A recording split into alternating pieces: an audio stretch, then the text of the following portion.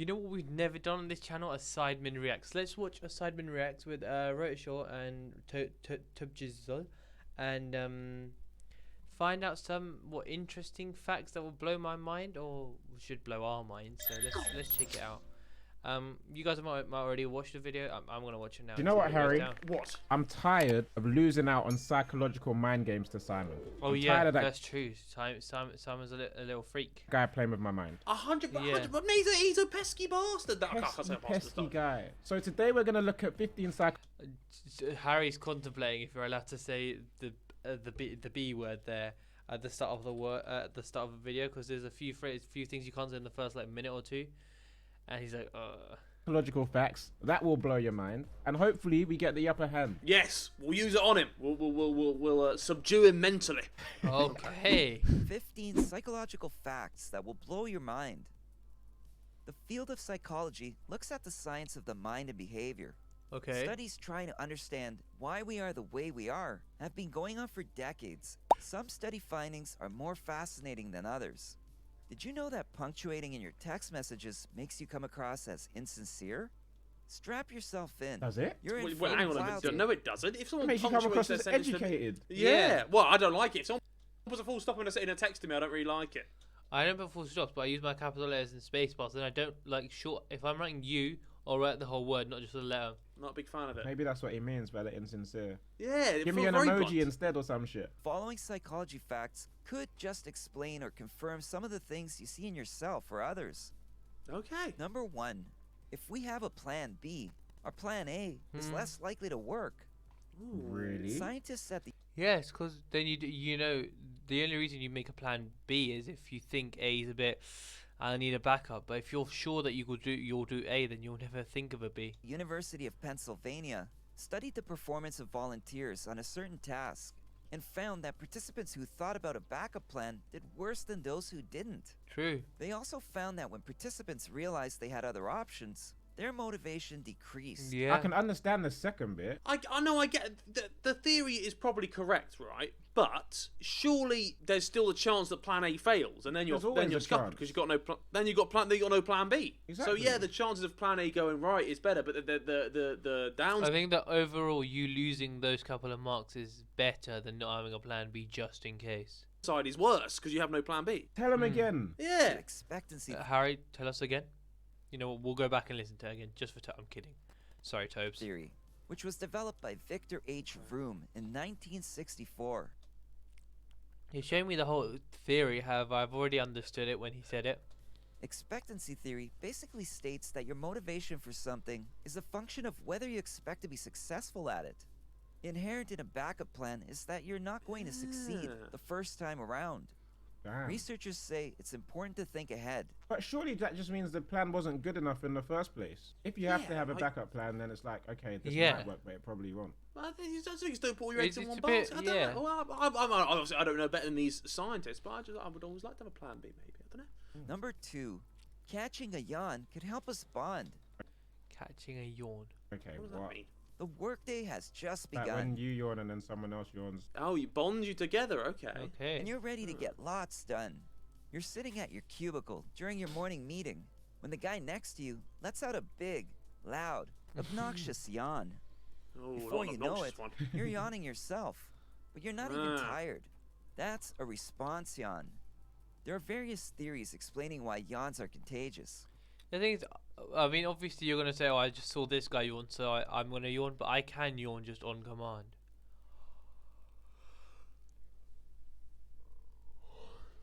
Yawn. One of the leading ones being that response yawns demonstrate empathy. What? This explains why young children that haven't yet developed a sense of empathy, or those on the autism spectrum, are less got likely teeth like to me. respond to yawn. Old right, sure. Number 3, what did we call you again? The younger you? I don't know. What? Not Squidget Harry. The Squidget Harry. Harry. Yeah, the Yeah. Squidget Harry Squidget team. Harry. Yeah. care more about a We care more about a single person single than. The Bugs person Bunny than teeth. about I used to- massive I suffered tragedies. badly with them. Okay, yeah, that's true. In another University of Pennsylvania study, researchers I see. There's University of Unions look the Pennsylvania seems to know. same. It knows a bit too much, you know. I don't know if I want some other people's sources. behavior. as it related to We donating need to 3 full certified places to believe this. causes based on certain stimuli. One Okay. group was shown a starving young girl. The second group was told a statistic about millions of people dying of hunger. And the Okay. third group was taught about both. Those who heard only about the statistic donated the least, followed by Fair those enough, who heard makes about sense. both. Those who heard about the little girl donated double what the statistic group did. That's empathy, no? Psychologists attribute this to the fact that if a problem feels too big, we feel Yeah. helpless and Yeah, I insignificant. Like, it's too big. Even my $1 couldn't do anything. But if it's like one person, you're like, okay, that I could do.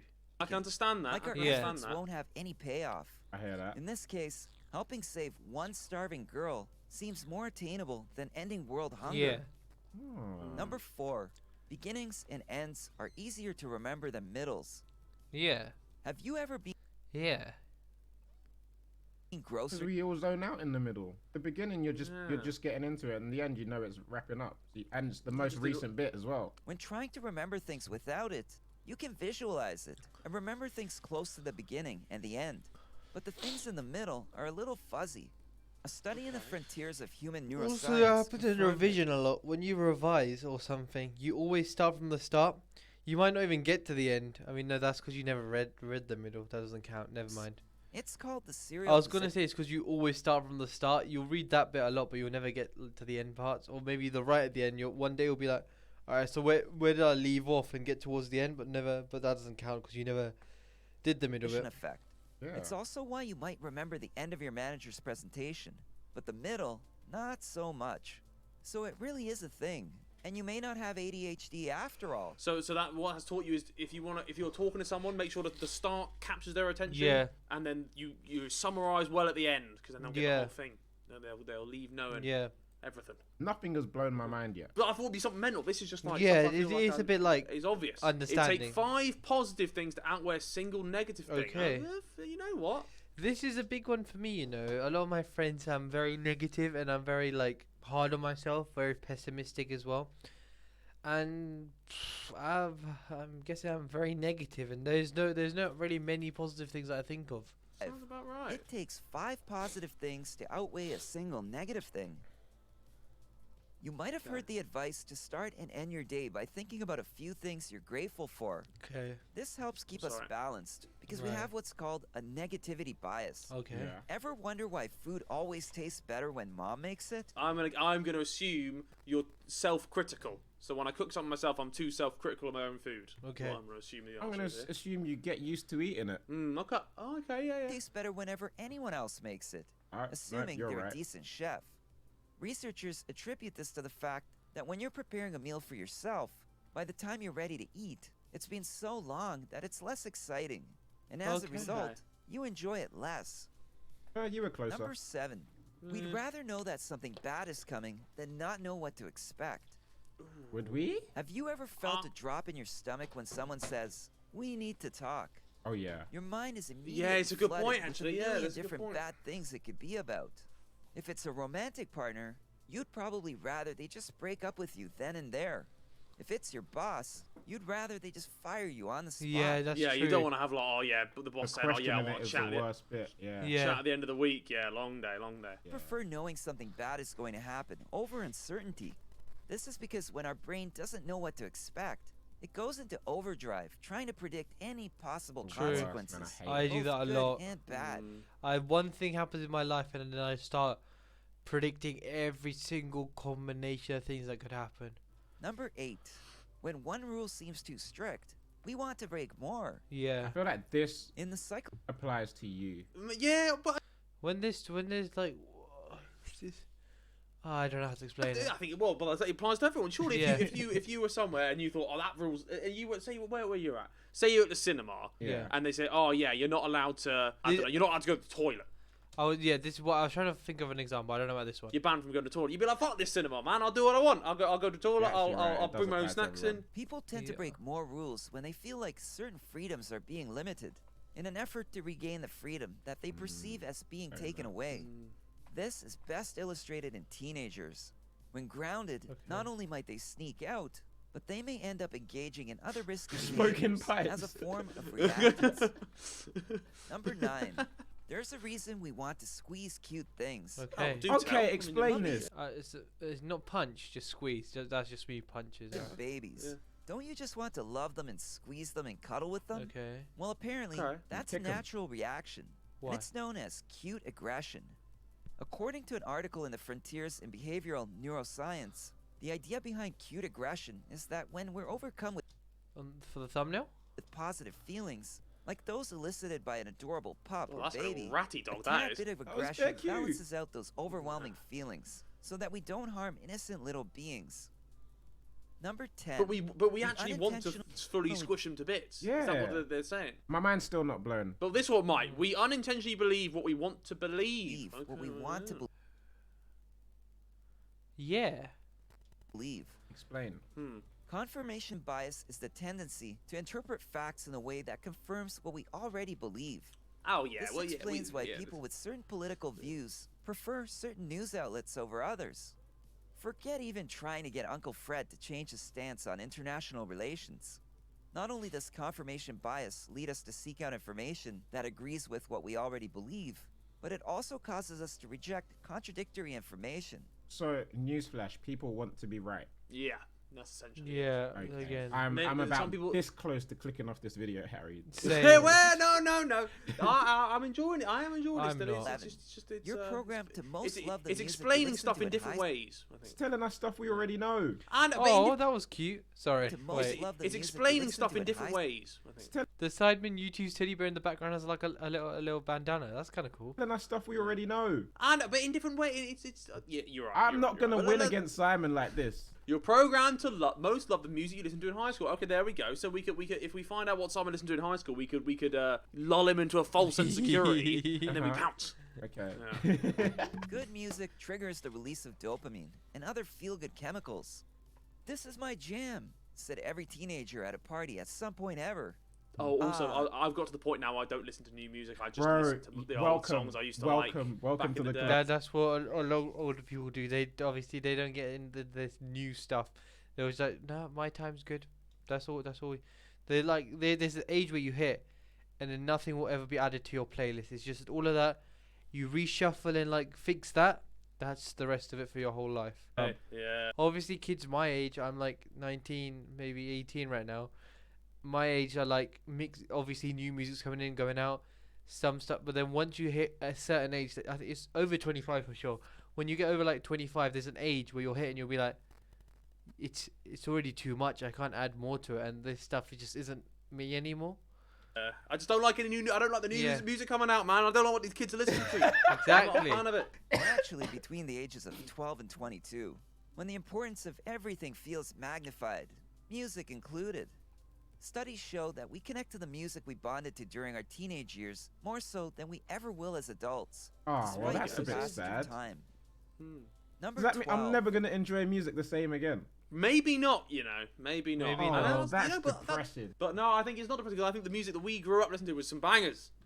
That's what we'll think for our time. However, if you listen to the right thing at the right time, at the right mood, maybe you will hit it, Toby. Maybe it is a song you already have listened to, but you'll see it in a different perspective. So I think at least it Doesn't was that. everyone think that about their Yeah. time period? Go on to Spotify Top 50 nowadays. It's shite. It's TikTok Listen, songs Harry, I and agree. remixes Yeah, of other TikTok, songs. I Yeah. agree, but these kids growing up to this music now, when they're our age, are gonna be like, "Oh yeah, the music today is shit. The music I listen to is elite." Blah blah blah blah blah. Yeah, well, they'd be wrong if they said they'd be wrong. They'd be wrong. Your opinion is Music right now wrong. too. Yeah, but you just want to be Memories right. are more like pieced No. together Memories are more like No, it's than pooping. accurate Wait, memories are more. Harry said they're poopy. Memories are more like pieced together pictures and. Alright. snapshots. False memories are something that you recall in your mind, but aren't actually true, I hate either in these. whole or in part. Yeah. An example could be believing you started the dishwasher before Oh, you left every for night work, for me. This is when every you night really for me. didn't. This is because our brains can sometimes You don't inaccurately wash your fill dishes in the by blank. hand. No, I don't wash my. Wait, one, I wash my dish by hand too. Isn't that because you just do it every night? So if you do miss it one night, you'll be like, I did do it, and then you're just remembering the previous night. Dishes by hand. I'm not. What? I'm not in the. What do you think? Do you wash your dishes by hand? Listen, as soon as you finish your food, just wash it up rather than No, let it I've build got a up dishwasher. and then No. wait 2 hours for the dishwasher to do it. I'll live my day and put everything in the dishwasher as the day goes on, and then overnight I'll put the dishwasher on, and then I'll wake up the next day and everything's clean. when it only remembers the gist of what happened. Number 13. We look for human faces. Oh, this is true. Even This is in true. inanimate We all look for you. Yeah, objects. I think Like this. You know. houses and stuff. You see? Pareidolia is the tendency I to think I perceive looked for them. I just specific, noticed them. Yeah, you often notice them a lot. meaningful Yeah. images, such Did as I pause that? faces, in Oh, it random did. or ambiguous visual patterns. A common example is the man in the moon. Yeah. Some scientists attribute it to the fact that, as social beings, recognizing faces is so important that we'd rather create one where it doesn't exist than miss Yeah. a real one that Just in case there is something, there's something happening there. does. You're just like, Number oh, 14. okay. People rise to our high expectations and don't rise if we have low ones. Okay. The Pygmalion effect is a psychological phenomenon in which high expectations lead to improved performance. In a famous study in the 1960s, Wait. researchers told teachers that random students had high potential according to their scores on an IQ test. okay. They found that those identified as high potential students did Did end better. up becoming high achievers. Okay, if you're in school, right, and let's say I'm in a group. Okay, this was me.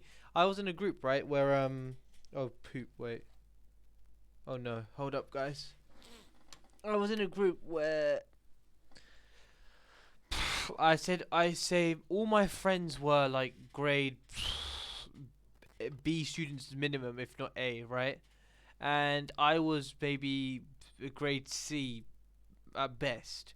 I was C, the rest were B's and A's for sure. And I always knew I was like the dumb one in the group. So I'd always just take the L in exams. I always did worse. Like I was like, well, there's no way I'm beating them. I just knew like there's no point.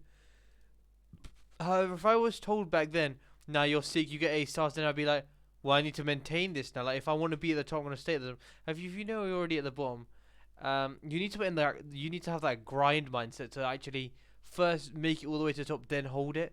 If you're already there, you know, all right, whatever I'm doing now is good enough. Do with that. At least in part due Ooh. to their teachers' I heightened think- expectations. Huh. Number Okay. 15. Our brain doesn't think long-term deadlines are so important. This is me. This is I just absolutely I me. Do enter we? Until the it into last the minute, last, bro. Yeah, but it's because I know I can get it done. Like I don't think so. I think I do whatever. I think Harry's lying as well because Simon said that Harry would rather get Sidemen reacts and the Sidemen stuff done ASAP in the morning, so he has the rest of the day to chill. So that his deadlines are like doing all the Sidemen stuff in the day. He do all of that done, then he can chill. I think that's the same with me as well. When I have work to do, I do it ASAP. Then I know the rest of the days I can record, I can film, I can YouTube, do whatever I want. Especially when I'm behind, and when I'm behind on YouTube, I know YouTube's now a priority. I do YouTube first, and then I'll do whatever's more important. So whatever's I don't. no, like it's really like I know in the end I'll get it done. So like it's just. Are you one of the but people though that works better when it's like last minute? Or maybe I'm just telling myself that. Maybe I'm just telling myself, but like I know also Oliver is that he would work better last minute. He will make a million drafts last minute though. He won't be able to do it early. to do it in school, I just literally be up the whole night before doing everything. Like You Right. could probably start on that big project for work or school now, but you've got several months. Before you know it, those months are gone. The one thing I do, because I do it early, the one thing I hate is when I've done it, and then towards like the last month or the last 2 weeks, the professors and teachers are sending emails saying, "Oh, remember to do this," and because it wasn't specified in the original thing, they're like, "Oh, do this. We've had questions about do this," and then I look at other people's work, they're like, "Oh, they've done this. Okay, he's done that." Then I start being like, "Okay, I had to open mine back up, change it to make it even better, get it as best as I can now." And you know, I start fighting, tweaking it last minute as well to like. But the main bit's done, so I'm not stressing. I know if I submit this is my work. I'm happy with it. However, if I add all of this, it would be way better. But I wish they just did like. I wish I don't know. Just I wish everyone's was done. And I could be like, all right, so this is what someone else. I wish we had an example thing to go off. Scrambling to cram months' worth of work into a matter of days. Urgent, unimportant tasks are more appealing. They provide instant gratification because they're quicker and easier to cross off your to-do list. Our brains process short-term deadlines, like those measured in days, better than long-term ones such as months or years. If you enjoyed this video, give it a thumbs up. I'm gonna say it again. I wasn't blown away. My mind Yeah. wasn't blown I was away. not. Yeah, it was interesting, but it did not blow my Yeah. mind. If I wasn't doing this for lovely people watching Sidemen Reacts, I would not have watched this video. I would have clicked off. But Simon still Whoa. has Was the that- upper hand. He does. That bloody minter. Anyways, what I'm saying is, it's good they didn't name the video that Do you know what, Harry? blow your mind. At least they put insane facts. They know that it wasn't gonna blow their mind. But yeah, that was me reacting to Sidemen Reacts for the first time.